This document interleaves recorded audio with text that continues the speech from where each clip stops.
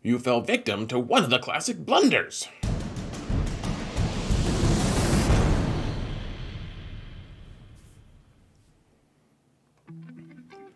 Hello everyone, and welcome to another episode of Xaereth Prevails, an alternate accounts discovery story, something like that. We got to figure ourselves out, folks.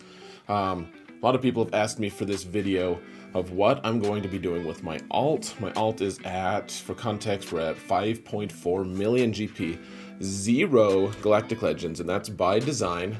I haven't been negligent or anything. Well, some may think I have been, but I assure you that I don't really believe that. I'm being convincing here.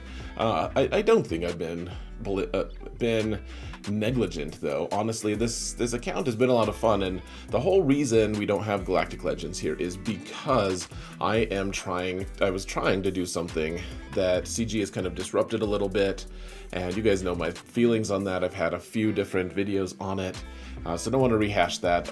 Just as an overview, guys, just to kind of put it all in context. So my account was built to counter Galactic Legends without any of my own. I was calling it big game hunting, and it was going to be a lot of fun.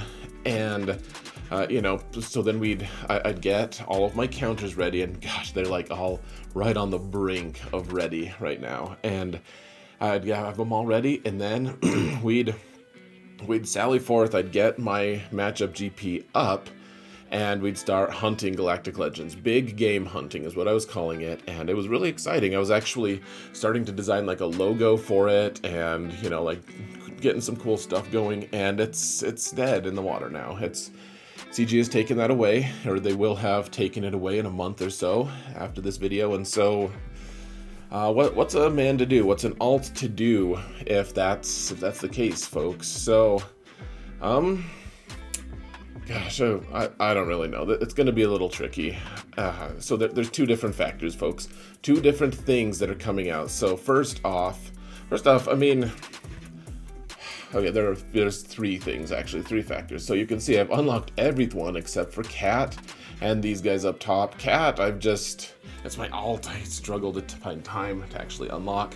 I don't know how soon I'll get to unlock her, actually. I don't know what the release cadence is on her now that everyone has her. They're going to reduce this, so it's going to be harder to get her. I would have probably been able to get her this coming time. I'm not sure, but now it's looking less and less likely. So there's Cat, and then there will be Robot Legs Maul. Those will be the two huge factors moving forward for this, because I think those are the only ones that we could maybe do like off meta counters with.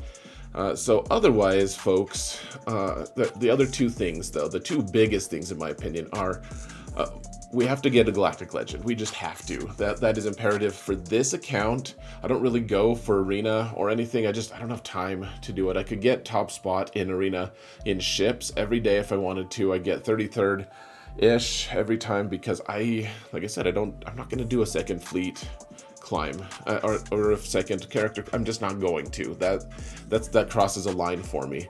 And I have a friend who is going to be taking some of the load over for this account, so I need to actually get on that soon. But maybe they can be convinced to get me in the top 10-ish. That shouldn't be too hard to maintain.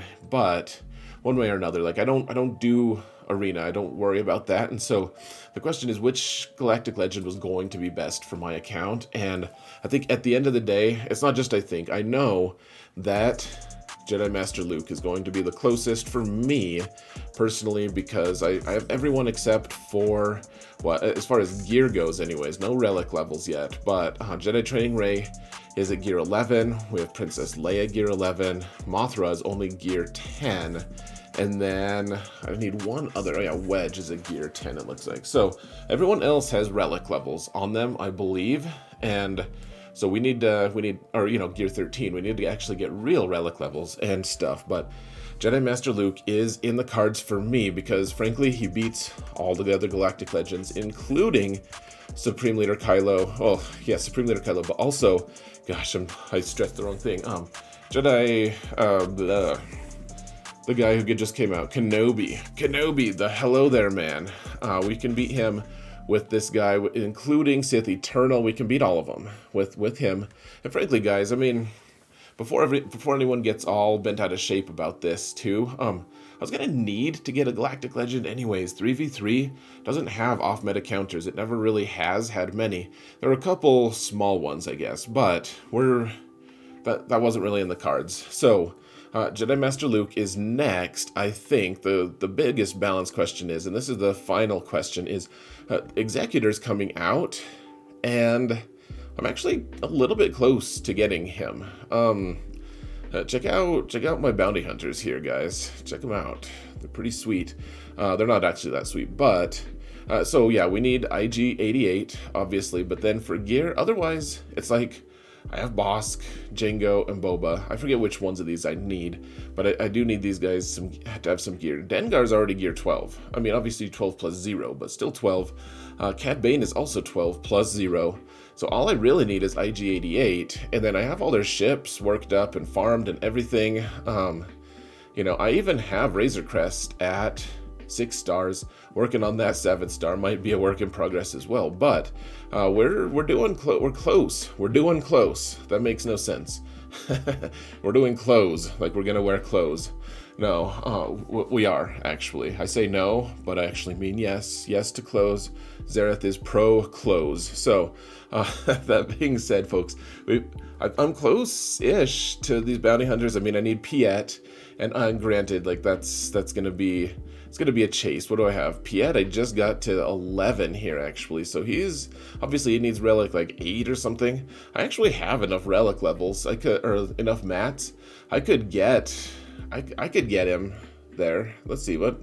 Let's just look at a random...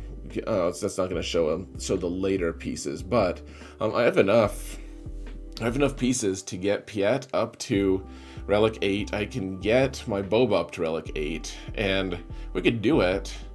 And honestly, I think maybe I'm gonna work on that.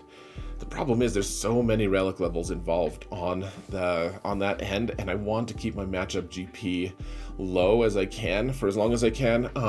And frankly, if I can't use any off-meta counters on some of these Galactic Legends, we're gonna need a new plan anyways. So, going to get I think I need Galactic Legend first, and then we're going to be working on Executor, which actually some of those things from Executor are actually going to help us in on our next chase, which I believe my next Galactic Legend is going to end up being Sith Eternal Emperor, because there's a lot of characters there that I need anyways. That, I mean, everyone is already star farmed. Like, I already have all the farms done. I just need the gear, and I do have some work to do there, but we can get Sith Eternal, and then all of our bases are covered. Like, Sith Eternal is the best against everyone, against all the Galactic Legends that Jedi Master Luke isn't good against. Like, granted, Kenobi would be even better, but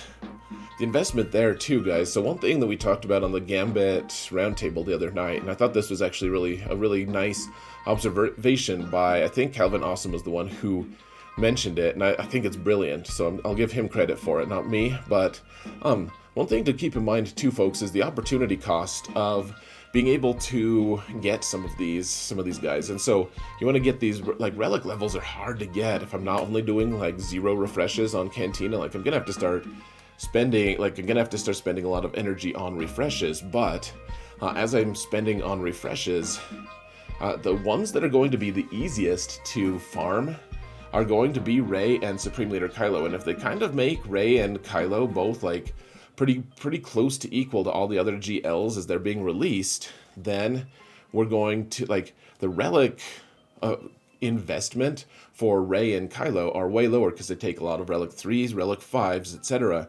Whereas Jedi Master Luke and Kenobi and Sith Eternal Emperor are all requiring more and more relic levels. So the total investment, especially in the relic realm of relics, is way lower for Kylo and Rey. And if they're about the same investment level, like, maybe that's the best way to do it. That being said, I'm much closer to Sith Eternal and Jedi Master Luke, so I'm gonna get those first, and then we will evaluate. I think though so the order of things, guys, just to be clear as I can. I'm going to do everything for Jedi Master Luke, and then we'll start on Executor. I am going to start working on him because I don't think I'm going to spend the money on him to be able to, I don't think I'm going to just like immediately get him the second he's out and get him 7 stars. I'm not going to spend I think it'll be like $100-ish, 110, 120, something like about what it takes to light whale your way from a character's like at 3 stars up to 7 stars once that character's in shipments. Like my main account does that a lot. For the newer characters, I wait for 4 to 6 weeks. They're released in shipments, and then I buy them in shipments whenever they show up for crystals, and it's about $110-ish.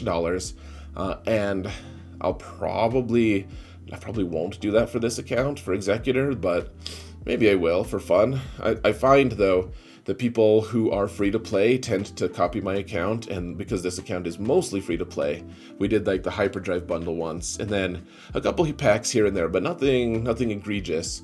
You know, I would call this account free to play, light, kind of like, yes, I bought the hyperdrive bundle, etc., but nothing that's like super game changing, especially for the current situation. So there you have it, folks. We're gonna get Jedi Master Luke and work on Executor because I need the ship advantage. That it's as important to me. I have both GET2 fleets and everything. Executor though, maintaining that fleet advantage is going to be key. So yeah, let me know what you guys think in the comments. Would love to hear what direction you think I should take, even if I'm not necessarily going to follow your mandates. But gonna be a really interesting time, guys. I'm sad about these changes, but I will say, like, old Ben, it'll be nice to stop having, look at his speed, 286. He's relic 0. Like, he was going to get a few more relics. And actually, I think he does need more relics for the Jedi Master Luke. So ironic. But at relic 0, I mean, he must be the fastest in the game at relic 0. 286. I will be so excited to make old Ben slow again. That's the new campaign. Make old Ben slow again.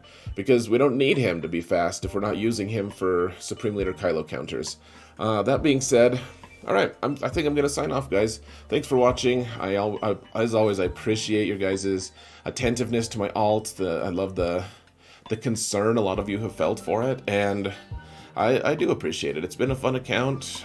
You guys are the reason I still play it, frankly. It's a lot of extra work. So, thank you all so much for watching, and remember that in all things, Xaereth prevails. Oh, guys, please hit that like button, the sub button, both. Leave a comment, please. Trying to get on that algorithm really, really helps. You guys have been making a huge difference in that regard. Thank you all so much. And, all right, for real, goodbye.